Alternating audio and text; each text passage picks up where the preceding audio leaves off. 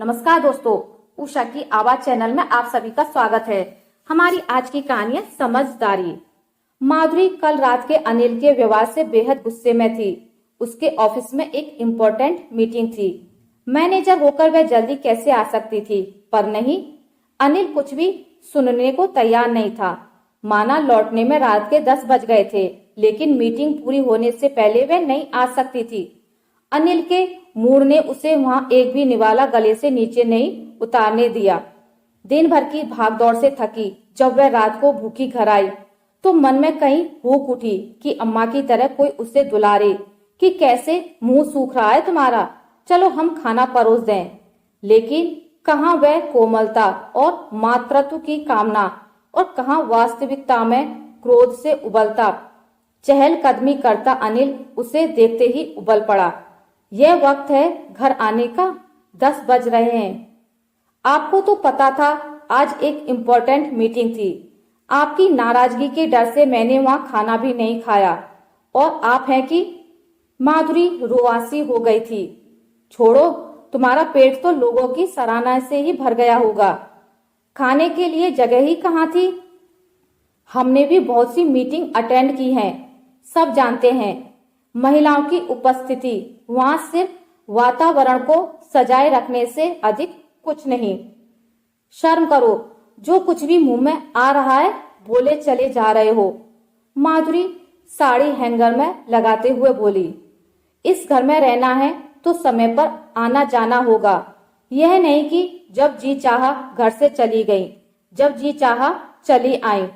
यह घर है, कोई सराय नहीं। तुम इतनी बड़ी मल्टीनेशनल कंपनी में काम करते हो, तुम्हें नहीं पता देर सवेर होना अपने हाथ की बात नहीं होती। माधुरी को इस बेमतलब की बहस पर गुस्सा आ रहा था। गुस्से से उसकी भूख और थकान दोनों ही गायब हो गईं। फिर कॉफी बनाकर कप में डालकर बच्चों के कमरे में चली गई। दोनों बच्चे गहरी नींद में सो रहे थे। माधुरी ने शांति की सांस ली। अनिल की टोका टाकी उसके लिए असहनीय हो गई थी। फोन किसी का भी हो, अनिल के रहते आएगा तो वही उठाएगा। फोन पर पूरी जांच करेगा, क्या काम है, क्या बात करनी है, कहां से बोल रहे हो। सब लोग माधुरी का कितना मजाक उड़ाते हैं। अनिल को उसका जेलर कहते हैं। कुछ लोगों की नजरों में तो वह दया की पात्र बन गई है।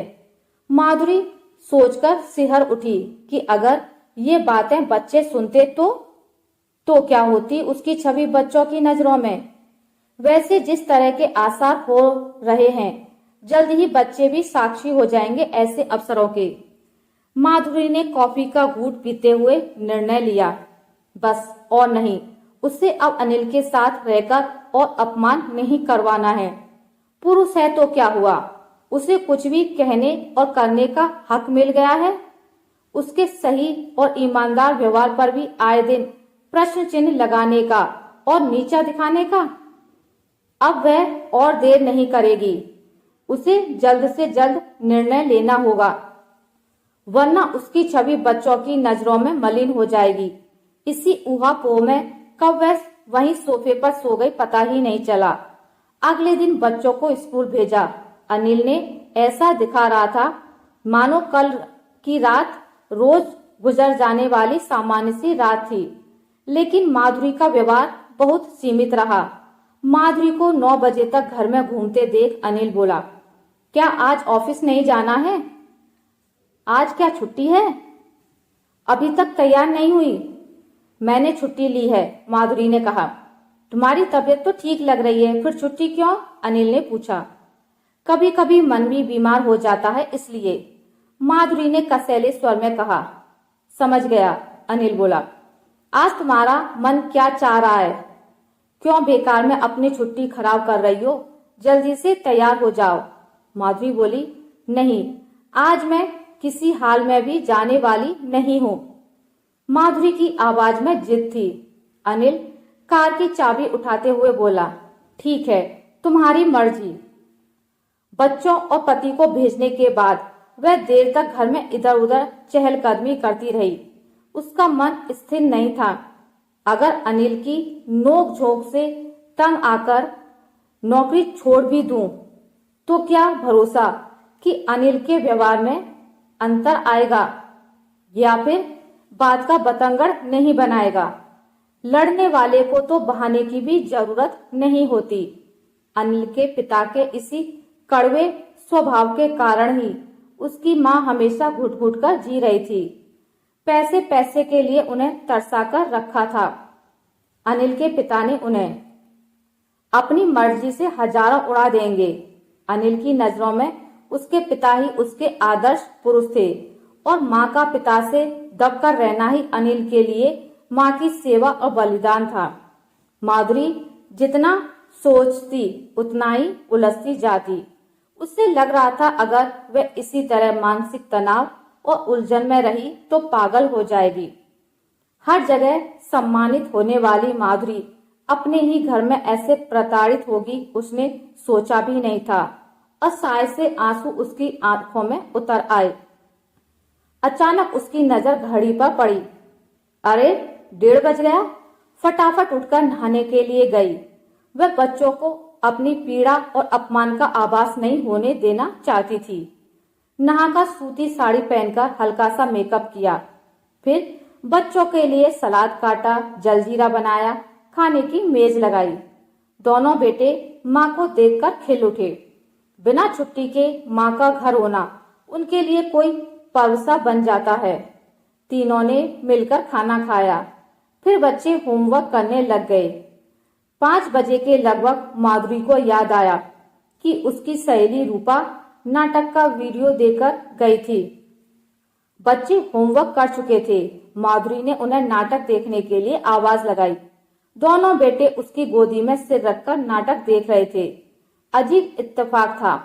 नाटक में भी नायिका अपने पति की जातियों से तंग आकर अपने अजन्मे बच्चे के संग घर छोड़कर चली जाती है। माधुरी की तरफ देखकर अंश बोला, मम्मा ये रोने धोने वाली फिल्में मत देखा करो, मन उदास हो जाता है। मन उदास हो जाता है इसलिए नहीं देखनी चाहिए, माधुरी ने सवाल किया। बेकार का आइडिया है एकदम, अंश खींचकर बोला। माधुरी ने कहा, समझो इसी औरत की जगह अगर हम भी घर छोड़ना चाहें तो तुम किसके साथ रहोगे? कैसी बेकार की बातें करती हैं आप भी मम्मा, अंश नाराजगी के साथ बोला। आप ऐसा क्यों करेंगी? यूं समझो कि हम भी तुम्हारे पापा के साथ इस घर में नहीं रह सकते, तो तुम किसके साथ रहोगे? माधुरी ने पूछा। जरूरी नहीं है कि आपके हर सवाल का जवाब दिया जाए। 14 वर्ष का अंश अपनी आयु से अधिक समझदार था। अच्छा सनी, तुम बताओ कि तुम क्या करोगे? माधुरी ने छोटे बेटे का मन टटोला। सनी को बड़े भाई का बड़प्पन दिखाने का अवसर मिल गया। वह बोला, वैसे तो हम चाहते हैं कि आप दोनों साथ रहें, लेकिन अगर आप जा रही हैं तो हम आपके साथ चलेंगे। हम आपको बहुत प्यार करते हैं, सनी बोला। चल झूठे, अंश बोला।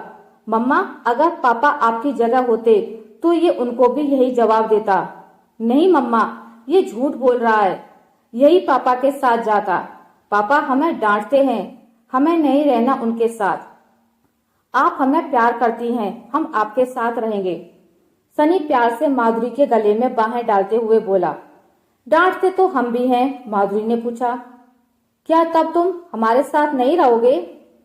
आप डांटती हैं तो क्या हुआ, प्यार भी तो करती हैं। फिर आपको खाना बनाना भी आता है, पापा क्या करेंगे अगर नौकर नहीं होगा तो? सनी ने कहा। अच्छा अंश तुम जवाब दो। माधुरी ने अंश के सिर पर हाथ रखकर उसका मन फिर से टटोलना चाहा।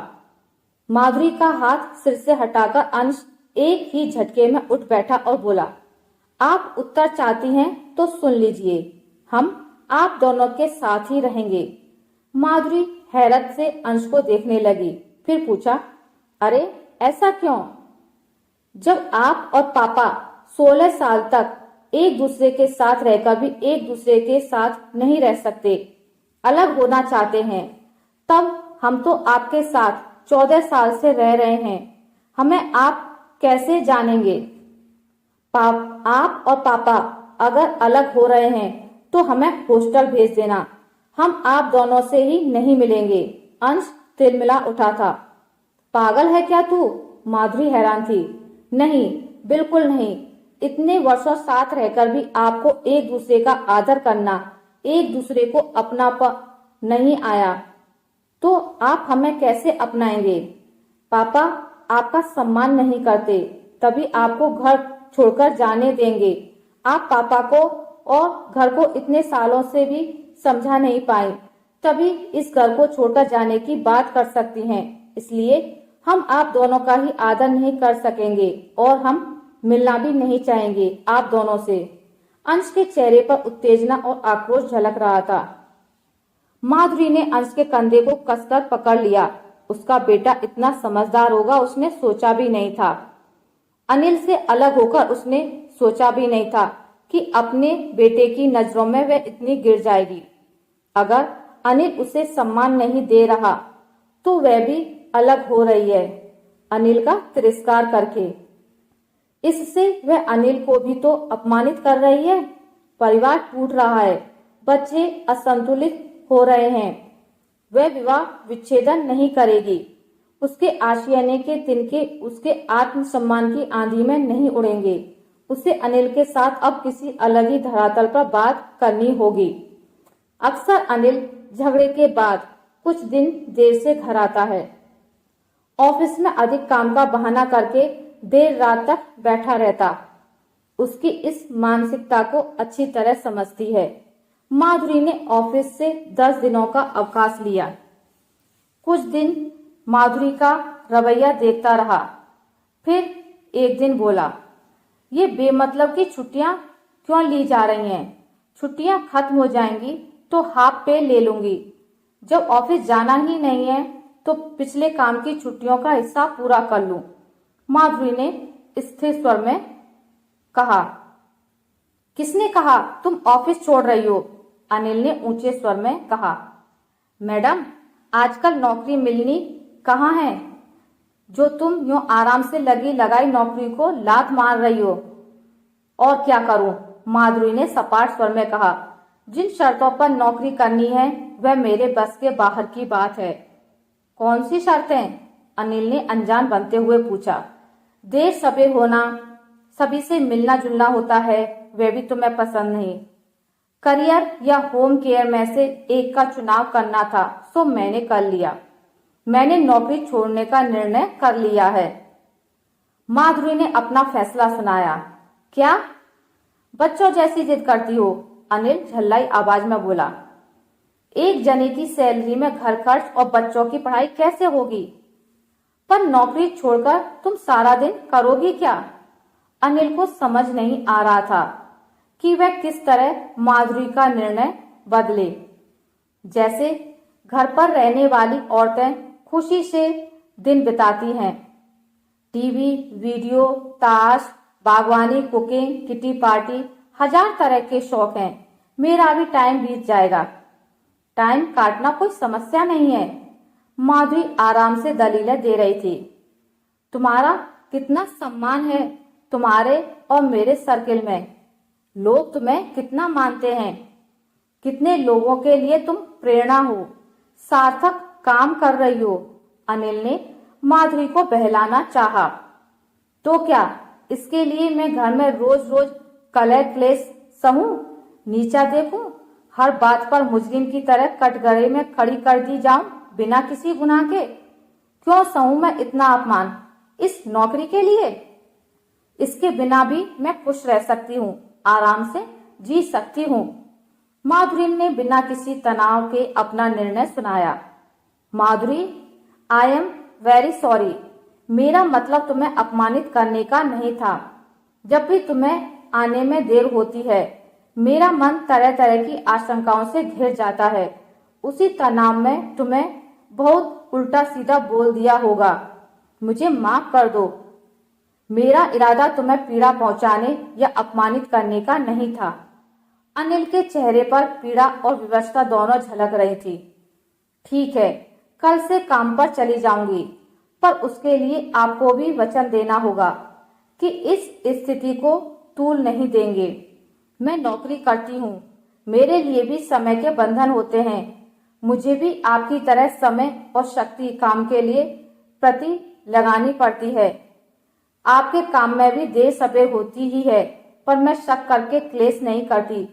कहते कहते माधुरी रोआसी हो उठी। यार, कह दिया ना, आगे से ऐसा नहीं करूंगा। अब बार बार बोलकर क्यों नीचा दिखाती हो? माधुरी का हाथ अपने दोनों हाथों में थामकर अनिल ने कहा। माधुरी सोच रही थी कि रिश्ता तोड़कर अलग हो जाना कितना सरल हल लग रहा था, लेकिन परिवार के टूटने की पीड़ा सहन करना क्या आसान बात थी? मन ही मन वह अपने बेटे की ऋणी थी, जिसकी जरा सी समझदारी ने उसकी समस्या का हल निकाल दिया था। आशा करती हूँ आपको मेरी आज की कहानी अच्छी लगी होगी। अगर आपको मेरी कहानी अच्छी लगी है तो इसे लाइक करें, ज्यादा से ज्यादा शेयर करें, और अगर आप मेरे चैनल पर नए हैं तो इसे सब्सक्राइब करना ना भूलें। मिलते हैं एक नई कहानी के साथ, तब तक के लिए नमस्कार।